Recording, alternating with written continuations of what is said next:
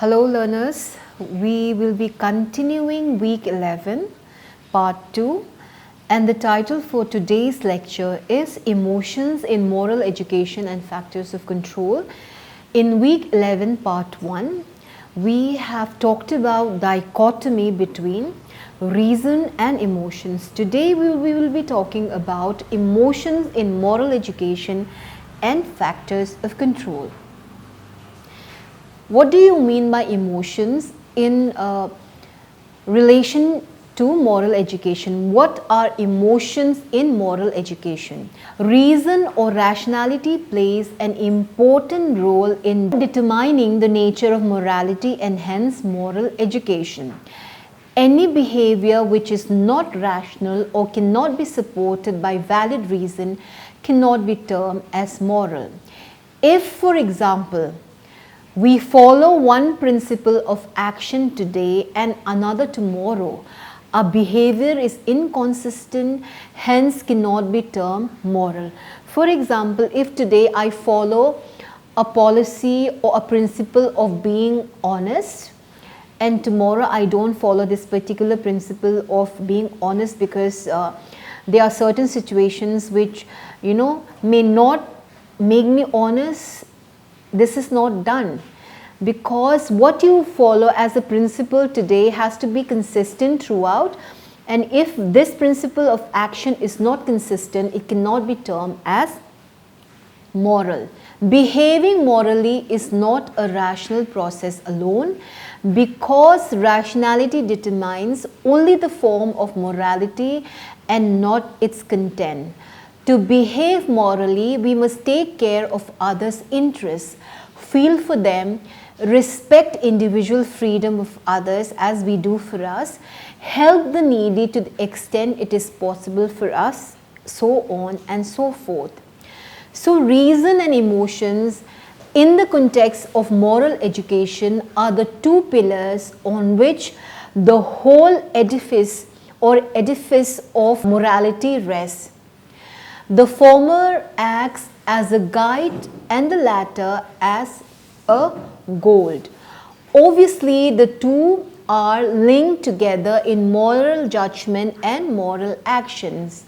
We may say that reason without emotion is lame and emotions without reason is blind. So, learners, this is a very important statement that we are making.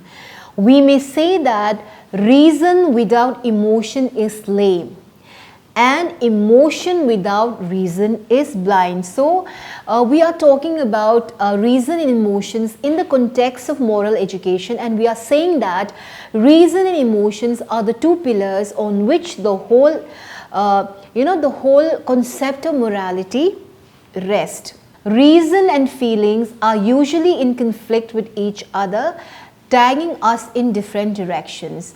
But if we reflect upon different moral situations, we find that our inclination do not always push us towards behavior that is at variance with rationality. Often, our reason and inclinations are in agreement or in harmony instead of being in conflict. We are still talking about emotions in moral educations. There are some occasions when we are faced with two distinct courses of action, one which is dictated by reason and the other guided by emotions. In moral choice, we find a confusing jumble of reason, conscience, desire, pleasure, concern for the feelings of others, just as it is impossible in any practical educational context to separate the cognitive from the affective goals. In the same way, it is difficult to distinguish these two aspects in any practical moral issue. For example, let's say I am a judge and I have to make a judgment on the basis of what a particular has committed. Let's say a particular person who is standing in front of me as a judge is my relative, and that particular person has committed a crime.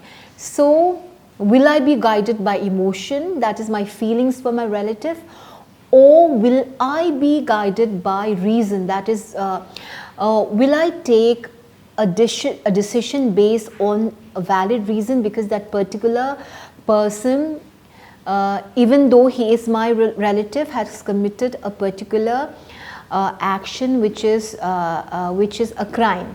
So when we talk about these occasion, we are faced by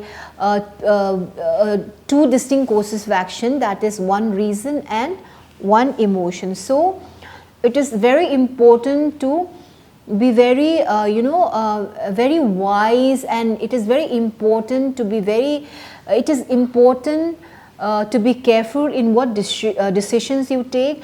Decisions should not be full of emotions where your reasons are blinded, or full of reasons where your emotional aspect is not seen. So you have to balance the course of actions. In a moral context, the relation of feeling with reason is of reciprocity rather than of conflict.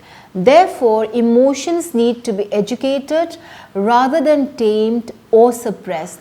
Our emotions depend on our cognition and vice versa. Sometimes emotions are the result of the ways in which we perceive situations. They result from what the reasons tell us about the world. The converse is also true.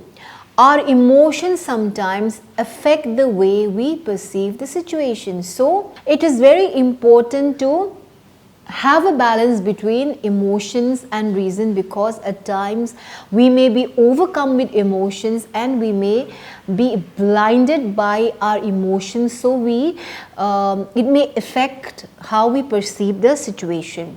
A group of thinkers who are called phenomenologists assert that every man's perceptions are unique because they are intimately related with emotions and personality. Any situation of moral choice, therefore, demands a moral cognition in order so that we may arrive at a correct moral choice or judgment.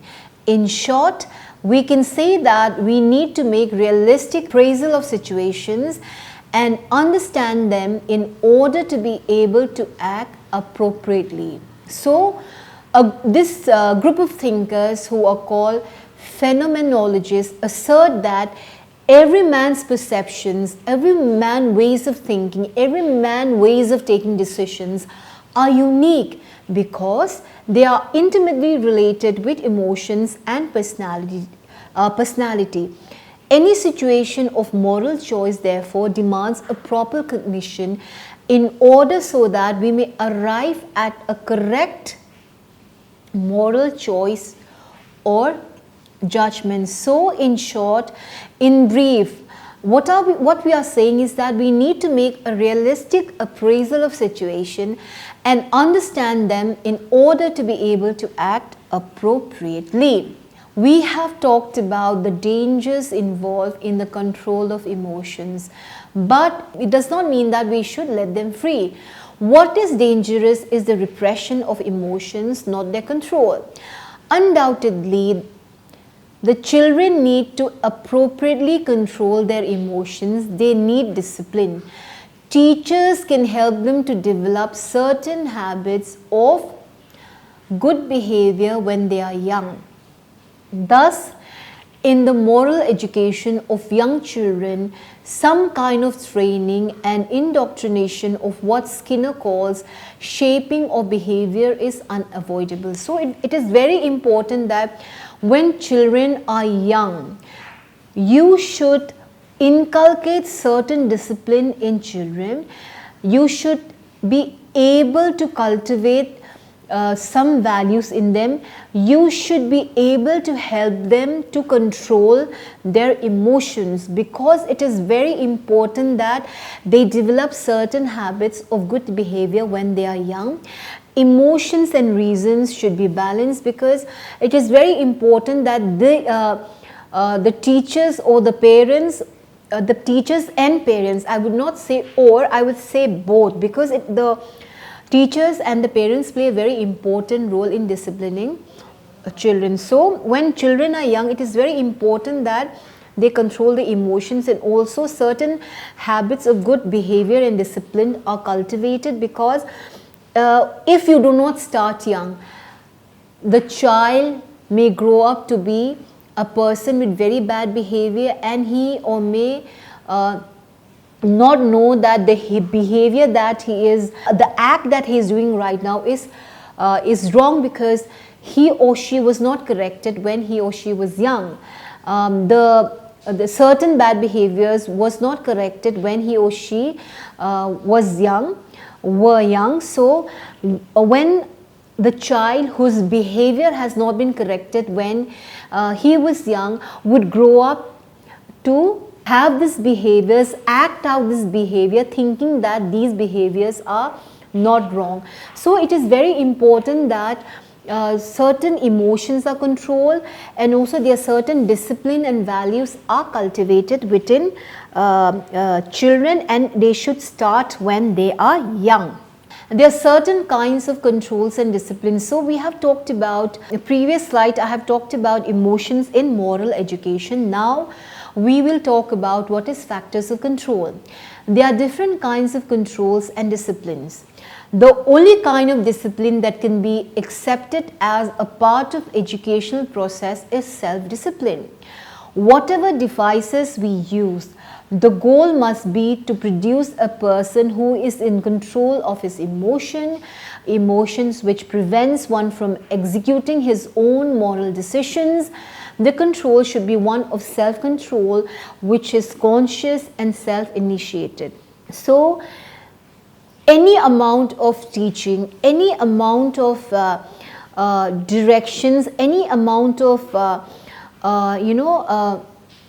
bringing up which your parents or which your teaches in the class, ultimately what is important is self-discipline. You should have what is called self-discipline. You should be able to have control of your emotions, because at times emotions prevents you from executing a reasonable behavior. So ultimately you should have self-discipline. You can be taught n number of lessons, you can be taught n number of good behaviors, but then what ultimately matters is how much self-discipline you have, how much you are able to control your emotions so that your judgment is not blinded. We are still in continuation of the previous slide where we talked about factors of control. In addition to controlling the emotions deliberately and consciously, we must help children to understand their feelings so that they accept or express them through socially desirable ways such as dance or drama. The role play is a technique which helps in development of the ability to see things from someone else's point of view. This kind of insight and feelings of others is an important aim of education. There is another important point to make about education of emotions that is relevant to moral educations. There are some emotions which needs to be nurtured, like sympathy, empathy, love and care for others, and so on. Instead of controlling such emotions, we must rather welcome, embrace and promote them. Some impulses, inclinations are not generally regarded as bad. They are not seen as impulses or inclination to be controlled or repressed, but are felt to be the motivating force of our behavior. So, certain emotions like sympathy, empathy, love and care for others are not bad, are emotions which do not need control, because they are rather, you should welcome them, you should embrace them. However, there are emotions like anger, jealousy, hatred which has to be controlled. And emotions like I said, sympathy, empathy, love and care for others, we must rather embrace and promote them. There is another point to make about education of emotions that is relevant to moral educations. when we are talking about certain emotions, like I said, we must welcome these emotions like sympathy, empathy, and to be moral. An action should not only conform to certain standards of rationality, but should also be performed with a certain degree of motivation. Any action should not just be performed unwillingly, but should be done willingly. For example, someone, you are, walking down in the street, or you are driving, and on the red traffic light, you see a street child who is hungry and dirty, and if she or if he or she is provided food and cloth, but with a degree of indifference, and another person does the same for the child but with a degree of affection, which one do you think should make the child happier? I hope you are understanding what I am trying to say. So for example, you see a street child, you see a beggar begging on the street, and with an air of indifference, with an air of arrogance, you provide food or clothing to the child. But on the other hand, you speak with love, you say that this is the food for you, please wear this food properly, I hope you enjoy the food. So if you provide food with a degree of love and affection, which one do you think would make the child happier? Of course, where you give the child food and clothes with a degree of love and affection, this child will be more happier. So moral education should hence promote a certain kind of feelings in students. They should be taught to recognize the feeling of others, to be able to sympathize, empathize, and love others. Through moral education, it's not just the knowledge of what is right, but also the ability to put it into action. So like I said, it is not just the knowledge of what is right, what is the right behavior, what is the right thing to do. It is the ability to put into action, which will be through moral education. Like I said, in schools, such emotions of love and caring for others can be developed through community living, through social service. Schools can organize, a